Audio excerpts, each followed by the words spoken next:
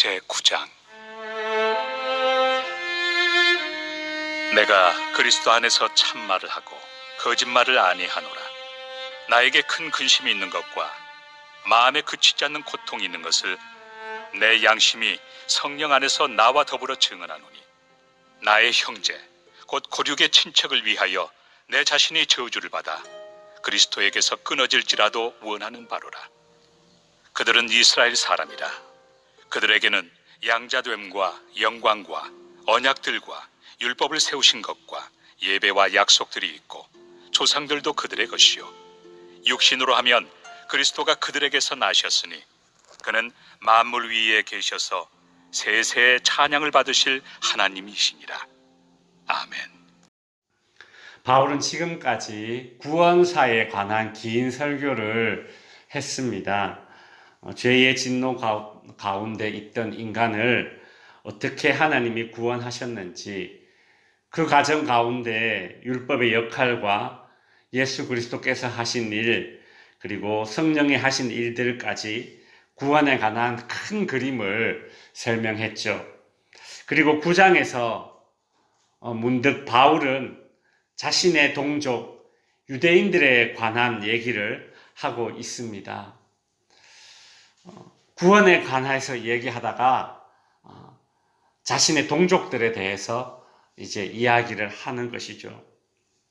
이런 느낌인 것 같습니다. 예를 들어 남편이 출장을 가서 어떤 맛있는 것을 먹다가 문득 집에 있는 식구들이 생각이 나듯이, 혹은 어떤 좋은 집에 이제 이사를 가고 나서 좋다 하다가 또 문득 시골에 계신 그 부모님이 생각이 나듯이, 바울은 구원에 관한 이야기를 하다가 자기 동족 이스라엘이 생각이 나는 겁니다. 바울이 동족 이스라엘을 생각할 때 어떤 마음이었을까요? 오늘 본문 1절에 보면 바울은 나에게 큰 근심이 있는 것과 마음에 그치지 않는 고통이 있다라고 말합니다. 바울은 유대인 동족들로 인한 마음의 근심과 고통을 토로하고 있습니다. 왜 바울은 유대인 동족들을 생각하면 마음이 고통스러울까요? 그들은 하나님이 인류를 구원하시기 위해서 이 땅에 보내신 예수를 십자가에 못 박아 죽였기 때문입니다. 문제는 자신들이 십자가 못 박은 예수가 그리스도요, 메시아라는 사실을 부인하고 있기 때문에 돌이키지 않습니다. 바울은 자신도 처음에는 예수가 메시아라는 사실을 부인하고 예수 믿는 사람들을 핍박하다가 다메섹 도상에서 부활하신 예수님을 만나고 예수가 참 그리스도시구나, 그 사실을 깨닫고 믿게 되었는데, 자신의 동족 유대인들은 여전히 예수가 메시아 되심을 부인하고 있으니 그것이 가슴이 아픈 것입니다. 그리고 그 근심과 고통은 그냥 빈말이 아니라 오늘 본문 1절을 시작할 때 보면 내가 그리스도 안에서 참말을 하고 거짓말을 아니하노라, 이리 말하고 있죠. 애써 강조하고 있습니다. 바울은 그 고통이 유대인들을 생각할 때마다 그 마음이 짠하고 너무 고통스러운 것이, 이것이 진짜다, 그리 말하고 있죠. 그러면서 3절에서 이런 말을 합니다. 나의 형제 곧 고륙의 친척을 위하여 내 자신이 저주를 받아 그리스도에게서 끊어질지라도 원하는 바로다. 바울은 자신의 동족 유대인들이 구원을 받는다면 자신은 저주를 받아서 그리스도에게서 끊어질지라도 그리 되기를 원한다라고는 이런 충격적인 말을 하고 있습니다. 바울의 이런 고백은 구약의 이스라엘 지도자였던 모세를 떠올리게 합니다. 모세는 출애굽한 이스라엘 백성들이 시내산 아래에서 송아지 우상을 숭배하여 하나님의 진노를 받게 되었을 때에, 그때 생명을 건 중보 기도를 하지 않습니까? 그때 모세는 이렇게 기도했습니다. 출애굽기 32장 32절에 보면 이제 그들의 죄를 사하시옵소서. 그렇지 아니하오면 원하건대 주께서 기록하신 책에서 내 이름을 지워버리옵소서. 모세는 출애굽한 이스라엘 백성들을 가나안 땅으로 이끌어야 할 사명자요, 그리고 지도자였기 때문에 이와 같은 마음을 품었던 것입니다. 그런데 바울은 다메섹에서 회심을 한 이후에 줄곧 유대인들에게 공격을 당했던 사람입니다. 심지어 어떤 유대인들은 바울을 죽이기 위해서 결사대까지 조직했었습니다.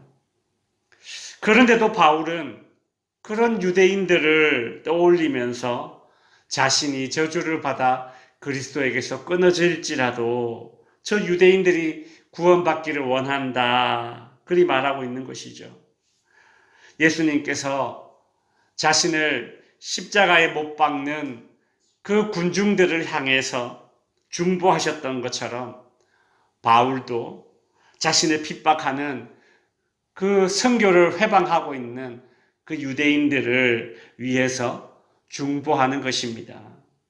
바울은 그런 의미에서 보면 참 진짜 예수를 만난 사람인 것이죠. 그러면서 바울은 유대인들이 하나님에게 받았던 그런 은혜들을 하나하나 조목조목 짚어주고 있습니다. 오늘 본문 4절에 보시면 그들은 이스라엘 사람이라 그리 말하고 있죠. 유대인들은 하나님으로부터 이스라엘이라는 이름을 직접 물려받은 사람들입니다. 하나님이 친히 이름을 지어준 사람들이 바로 유대인들입니다. 얼마나 참 이것이 영광스럽습니까? 또 4절을 계속 보면 그들에게는 양자됨과 영광과 언약들과 율법을 주셨습니다. 하나님께서 이스라엘 백성들을 양자 삼아 주셨고, 그리고 언약을 맺으셨고, 율법도 주셨습니다. 5절에도 보시면 육신으로 그리스도가 그들에게 나셨다라고 하죠.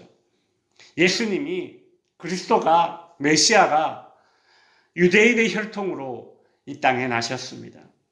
이처럼 유대인들은 하나님으로부터 영적으로 온갖 좋은 유산들을 물려받았습니다. 그러나 그것을 누리지 못하고 구원에서 멀리 떨어져 있으니 바울은 참 속이 타는 것입니다. 이제 말씀을 정리하겠습니다. 우리는 오늘 본문에서 바울이 자신의 동족 유대인들을 생각하는 마음을 살펴보았습니다. 바울의 이러한 애국애족은 예수를 제대로 만난 사람이 예수를 만나지 못한 사람을 대하는 마음에서 기인한다라는 것을 깨닫게 됩니다. 오늘 우리 그리스도인들의 애국애족은 단순히 이 나라의 경제가 발전하고 정치나 인권이 제대로 세워지기를 바라는 마음에서 머물러서는 안 될 것입니다.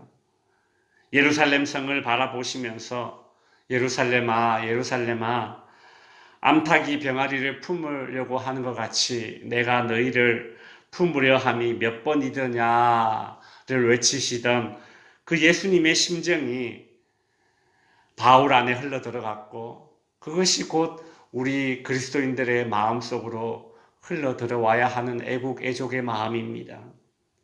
바울과 모세와 예수님처럼 구원에 관한 그 열망으로 가득 찬 애국애족, 그리고 영혼 사랑의 애국애족을 할 수 있는 저와 여러분들이 될 수 있기를 바랍니다.